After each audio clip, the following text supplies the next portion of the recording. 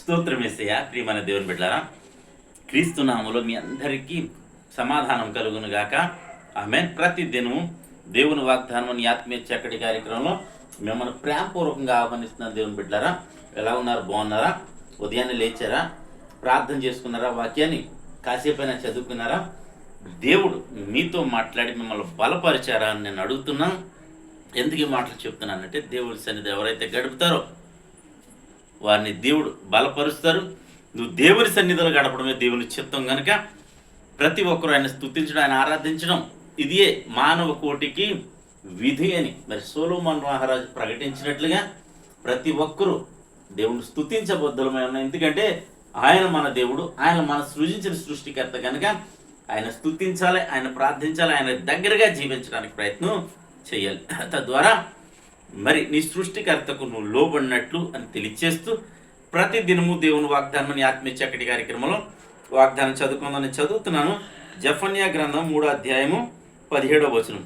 నీ దేవుడైన యెహోవా నీ మధ్య ఉన్నాడు, ఆయన శక్తిమంతుడు, ఆయన మిమ్మును రక్షించును, ఆయన బహు ఆనందముతో నీ యందు సంతోషించును, నీ యందు తనకున్న ప్రేమను బట్టి శాంతము వహించి నీ అందరి సంతోషము చేత ఆయన హర్షించును. దేవునికి స్తుతి. చక్కటి వాగ్దానం, బలమైన వాగ్దానం, గొప్ప వాగ్దానాన్ని దేవుడు మనకి ఇస్తున్నాడు. ఆయన శక్తిమంతుడు, ఆయన మన మధ్యలో ఉన్నాడు కనుక ప్రియమైన దేవుడు బిడ్డలారా, ఆయన మన మధ్యలో ఉన్నాడంటే మనతో ఉన్నాడు.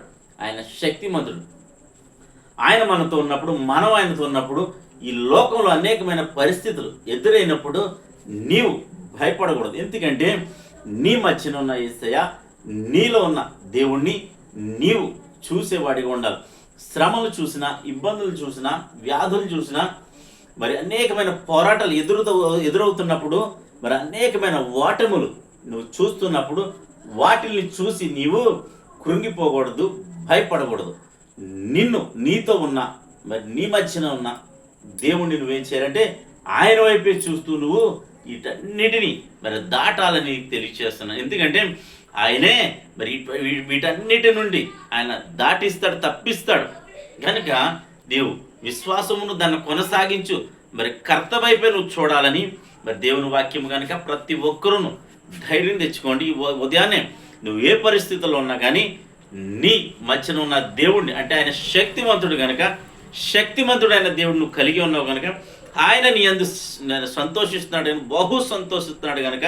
అలాగే ఇంకేమంటాడంటే మరి కింద తనకున్న ప్రేమ చేత మరి సంతోషంతో నిన్ను హర్షిస్తున్నాడు, నీ యందు హర్షిస్తున్నాడని మరి దేవుని వాక్యం సెలవిస్తున్నది కనుక ఆయన శాంతం వహిస్తున్నాడట.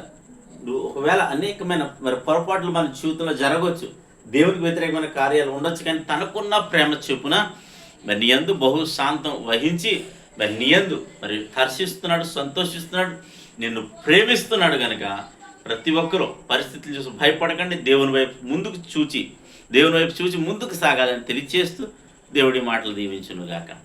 ఆమెను ప్రార్థన చేసుకుందాం. స్తోత్రము తండ్రి, వందనాలు యేసయ్యా. ప్రతి దినము దేవుని వాగ్దానం ఈ ఆత్మీయ చక్కటి కార్యక్రమంలో మీరు ఇస్తున్న వాగ్దానం బట్టి స్తోత్రాలు. మా మధ్యలో ఉన్నందుకే నీకు స్తోత్రాలు. ఎంతమంది ప్రజలు యూట్యూబ్ ద్వారా, షేర్ చాట్ ద్వారా, ఫేస్బుక్ ద్వారా ఈ రోడ్డు మార్గం వెళ్తూ చదువుతున్నారు, వారందరి జీవితాల్లో ప్రభా ఈ వాగ్దానాన్ని నెరవేర్చమని ప్రార్థిస్తున్నాను. ప్రభా ప్రతి ఒక్కరిని కాపాడమని ప్రార్థిస్తున్నాను. ప్రతి ఒక్కరూ ప్రభా తమ విశ్వాసాన్ని కోల్పోకుండా మీరు శక్తిమంతుడు మా మధ్యలో ఉన్నారని నమ్మి విశ్వసించి ముందుకు సాగి, మీ వైపు చూసి ముందుకు సాగి కృపను అనుగ్రహించమని ప్రార్థిస్తున్నాను. ఈ దినం ప్రభా ఎవరైనా వ్యాధులతోంటే, బాధలతోంటే, శోధనలతోంటే అయా ప్రతి ఒక్కరిని మీరు కరుణించమని ప్రార్థిస్తున్నాను, కృప చూపించమని ప్రార్థిస్తున్నాను, దీవించమని ప్రార్థిస్తున్నాను. నేను అలాగే ప్రభా మా సంఘాన్ని, మా గ్రామాల, రాష్ట్రాల, దేశాన్ని కాచి కాపాడ ప్రార్థిస్తున్నాను తండ్రి. ఈ దినం ప్రభా ఎవరిది నేనా పెళ్లి నేను యవన వయసు వచ్చినప్పటికి వివాహాలు కాని వరకు వివాహాలు జరిగించమని ప్రార్థిస్తున్నాను. ఉద్యోగాలను బిడ్డకు ఉద్యోగాలు తెచ్చామని ప్రార్థిస్తున్నాను. గర్భంలో బిడ్డ గర్భాలు తెచ్చామని ప్రార్థిస్తున్నాను. ఎవరెవరు ఏ అవసరతలో ఉన్న క్రీస్తు నామములో వారిని విడిపించమని ప్రార్థిస్తున్నాను తండ్రి.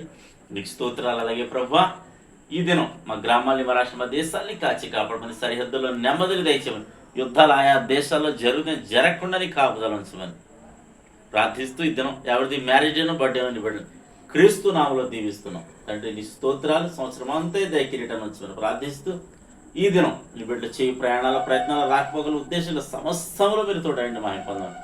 క్రీస్తు నామములో అడుగుచున్నాం పరమ తండ్రి, ఆమేన్. నేను నమ్ముతున్నాను ప్రియమైన దేవుని బిడ్డలారా, ప్రభు మనందరితో మాట్లాడి బలపరచాలని నమ్ముతున్నాం.